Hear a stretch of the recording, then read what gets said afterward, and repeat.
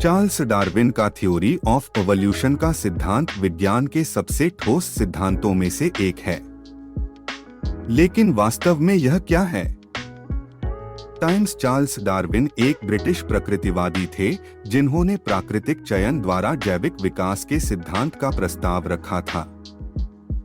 Darwin ने विकास को संशोधन के साथ अवतरण के रूप में परिभाषित किया। यह विचार कि प्रजातियां समय के साथ बदलती हैं, नई प्रजातियों को जन्म देती हैं और एक सामान्य पूर्वज साझा करती हैं। डार्विन ने विकास के लिए जो तंत्र प्रस्तावित किया वह नेचुरल सिलेक्शन है। क्योंकि संसाधन प्रकृति में सीमित हैं, जीवित रहने और प्रजनन के पक्ष में रहने योग्य गुणों वाले जीव अपने साथियों की तुलना में अधिक संतान छोड़ेंगे, जिससे पीढ़ी दर पीढ़ी लक्षणों में वृद्धि होगी। नेचुरल सिलेक्शन समय के साथ आबादी को उनके वातावरण के अनुकूल या तेजी से अच्छी तरह से अनुकूल बनाने का कारण बनता है।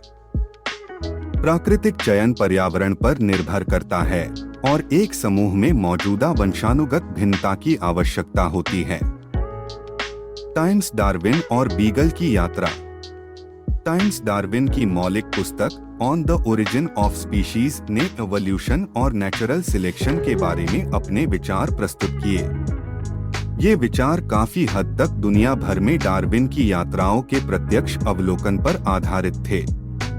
1831 से 1836 तक वह जहाज HMS बीगल द्वारा किए गए एक सर्वेक्षण अभियान का हिस्सा थे, जिसमें दक्षिण अमेरिका, ऑस्ट्रेलिया और अफ्रीका के दक्षिणी सिरे पर स्टॉप शामिल थे। अभियान के प्रत्येक पड़ाव पर डार्विन को स्थानीय पौधों और जानवरों का अध्ययन करने और उन्हें सूचीबद्ध करने का अवसर मिला। अपनी यात्रा के दौरान डार्विन को जीवों के वितरण और विशेषताओं में दिलचस्प पैटर्न दिखाई देने लगे। हम इक्वाडोर के तट पर गैलापागोस द्वीप समूह के अपने अवलोकनों को देखकर जीवों के वितरण में देखे गए कुछ सबसे महत्वपूर्ण पैटर्न देख सकते हैं। डार्विन ने पाया कि गैलापागोस में आसपास के द्वीपों में फिंच की समान लेकिन गैरसमान प्रजातियां रहती थीं। इसके अलावा उन्होंने कहा कि प्रत्येक फिंच प्रजाति अपने पर्यावरण और भूमिका के लिए अच्छी तरह से अनुकूल थी। उदाहरण के लिए, जो प्रजातियां बड़े बीज खाती हैं, उनकी चोंच बड़ी सख्त होती है, जबकि कीड़े खाने वाली प्रजातियों की चोंच पतली नुकीली होती है। अंत में उन्होंने देखा कि गैलापागोस द्वीप समूह पर पाए जाने वाले फिंच और अन्य जानवर इक्वाडोर के पास की मुख्य भूमि पर प्रजातियों के समान थे, लेकिन दुनिया में कहीं और पाए जाने वाले 22 वर्ग से अलग थे। डार्विन ने अपनी यात्रा के दौरान इन सब बातों का पता नहीं लगाया। वास्तव में उन्होंने यह भी महसूस नहीं किया कि सभी फिंचेस संबंधित लेकिन अलग अलग प्रजातियां थीं, जब तक कि उन्होंने वर्षों बाद एक कुशल पक्षी जीव विज्ञानी को अपने नमूने नहीं दिखाए। हालांकि धीरे धीरे उन्हें एक ऐसा विचार आया जो संबंधित लेकिन अलग अलग फिंच के पैटर्न की व्याख्या कर सकता था। डार्विन के विचार के अनुसार, यदि गैलापागोस द्वीप समूह बहुत पहले पड़ोसी मुख्य भूमि से पक्षियों द्वारा आबाद किया गया होता, तो यह पैटर्न समझ में आता। प्रत्येक द्वीप पर फिंच धीरे धीरे स्थानीय परिस्थितियों, कई पीढ़ियों और लंबे समय तक के अनुकूल हो सकते हैं। इस प्रक्रिया के कारण प्रत्येक द्वीप पर एक या एक से अधिक विशिष्ट प्रजातियों का निर्माण हो सकता था। अगर यह विचार सही था, तो यह सही क्यों था?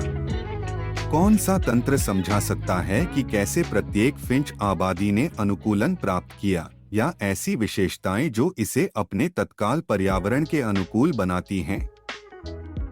अपनी यात्रा के दौरान और उसके बाद के वर्षों में डार्विन ने विचारों के एक समूह को विकसित और परिष्कृत किया, जो उनकी यात्रा के दौरान देखे गए पैटर्न की व्याख्या कर सकता था। अपनी पुस्तक on the origin of species में डार्विन ने अपने दो प्रमुख विचारों को रेखांकित किया, विकासवाद और प्राकृतिक चयन। प्राकृतिक चयन क्या है? डार्विन ने प्राकृतिक चयन शब्द को कृत्रिम चयन के विपरीत होने के लिए चुना, जिसमें पशु प्रजनक विशेष गुणों के लिए चयन करते हैं जिन्हें वे वांछनीय मानते हैं। प्राकृतिक चयन में यह मनुष्य के बजाय प्राकृतिक वातावरण है जो चयन करता है। सीधे शब्दों में कहें, प्राकृतिक चयन के माध्यम से विकास के सिद्धांत को संशोधन के साथ वंश के रूप में वर्णित किया जा सकता है। वाशिंगटन डीसी में Smithsonian national museum of natural history में एक मानवविज्ञानी और शिक्षक ब्रियाना पॉबिनर ने कहा, जो मानव उत्पत्ति के अध्ययन में माहिर हैं। सिद्धांत को कभी कभी योग्यतम की उत्तरजीविता के रूप में वर्णित किया जाता है, लेकिन यह लक्षण वर्णन भ्रामक हो सकता है, पॉबिनर ने कहा। यहाँ फिटनेस का अर्थ किसी जीव की ताकत या पुष्टता से नहीं है, बल्कि इसके जीवित रहने और पुनरुत्पादन की क्षमता से है। लेकिन जब पर्याप्त समय दिया जाता है और संचित परिवर्तन होते हैं, तो प्राकृतिक चयन पूरी तरह से नई प्रजातियों का निर्माण कर सकता है, एक प्रक्रिया जिसे मैक्रोइवोल्यूशन के रूप में जाना जाता है। डेरेक टर्नर और जॉयस सी हेवस्टेड के अनुसार द फिलॉसफी ऑफ मैक्रोइवोल्यूशन यह लंबी अवधि की प्रक्रिया है जिसने डायनासोर को पक्षियों में उभयचर स्तनधारियों जैसे कि इंडोहियस नामक जानवर को व्हेल और लोगों, चिंपांजी और गोरिल्ला में वानरों और मनुष्यों के एक सामान्य पूर्वज थे जिन्हें हम आज जानते हैं। प्रकृति शिक्षा के अनुसार डार्विन ने प्राकृतिक चयन के एक रूप का भी वर्णन किया है जो एक साथी को आकर्षित करने में एक जीव की सफलता पर निर्भर करता है, एक प्रक्रिया जिसे यौन चयन के रूप में जाना जाता है।